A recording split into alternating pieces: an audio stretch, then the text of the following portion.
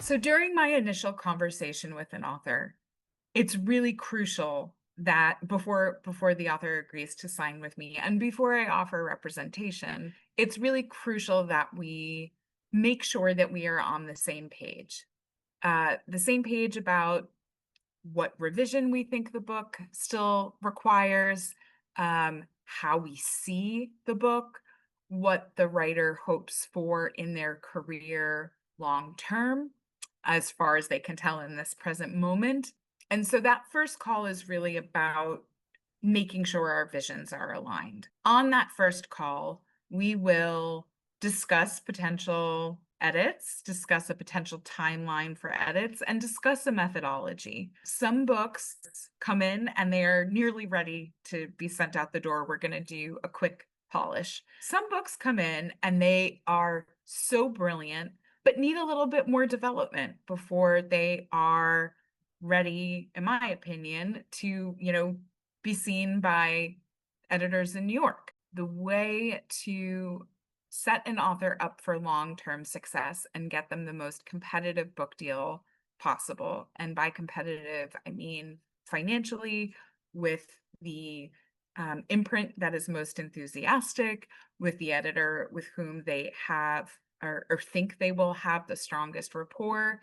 The best way to do that is to do the bulk of the work on the front end so that we can attract as many people as possible and give the author as many choices as possible. So the way I work with authors editorially, to generalize, is I will usually have an editorial chat about what I noticed in the book when I read it, what I think could be clarified or strengthened or added or changed. And then I hear a little bit about what the author wants, because my goal is to make the book the best version of the author's vision, not to make it something else, not to make it my vision. Once I hear from the author about what it is they're trying to do, together we then brainstorm strategies. And then they go off and work on the book. And then typically the novel comes back, and if another editorial letter is needed, I will write one. And if not, then we go straight into line notes. So that is sometimes minor line editing and also notes in the margins. For example, what is your character thinking and feeling in this moment? I'm feeling a little alienated from them in this scene, whereas elsewhere there's this wonderful intimacy. Like maybe you want to add another sentence or two of interiority, or I think that this chapter really wants to end 5 beats before you actually end it, that type of thing. Once we are ready for the real submission, I will generate a submissions list based on my relationships with editors and publishing at the different imprints. I will then walk my author through to whom I plan on sending the book and why. And sometimes I work with authors who already have existing editorial connections, and I want to take their interpersonal relationships into account as I make my submissions list. If an author wants to be involved in the creation of the submissions list, that I let them be, and it is a dialogue, then I will write the pitch letter. And I often joke that now the tables are turning and it's my author's turn to edit me. They get their revenge.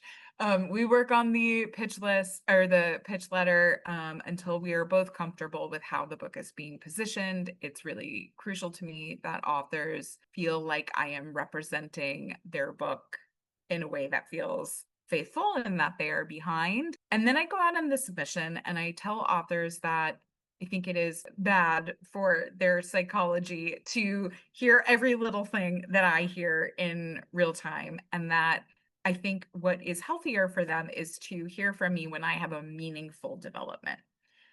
With the caveat that if they are totally on tenterhooks and just can't take it anymore, they can email me and I will let them know everything that's going on behind the scenes. What I mean by a meaningful development is there is an editor who is interested and wants to have a call or a Zoom with the author. A call or a Zoom with the author, at least in the US, is usually a necessary step and something that happens before a book goes to acquisition. And this is very beneficial for the author because that call or Zoom functions as a kind of two-way interview. It's an opportunity for the editor to get to know you and to make sure that you are on the same page as they are about what the book needs and how you would work together. They get to make sure that you are someone they feel they can work well with. And it's also your opportunity as the writer to ensure those same things are true about the editor. You don't want to work with someone whose personality you find abrasive or who, has a completely different editorial vision for your book than you do and you don't agree with it. So these calls are important. So once these calls are ready to happen, that's generally when I will get in touch with my authors and say, we have meaningful interest. And then I will coach them on what to do and not to do during the calls. I will be part of the calls. And then I set up a closing. A closing can look like a number of different things. It can be a preempt where a publisher comes in and says, I don't want to invite any other competition. I'm so passionate about this book. I really want to try it and take it off the table by making you an offer you can't refuse. And then the preempt is something that I negotiate and decide with my author whether we want to accept it or not. An auction is a kind of competitive closing where I establish clear auction rules, set up a level playing field for the publishers who are interested in the novel to compete for it financially and bid. And some books just sell to one person and are not sold in an auction or are not sold in a preemptive offer. And that is totally valid and great too. And I will navigate those kinds of situations with my authors as well.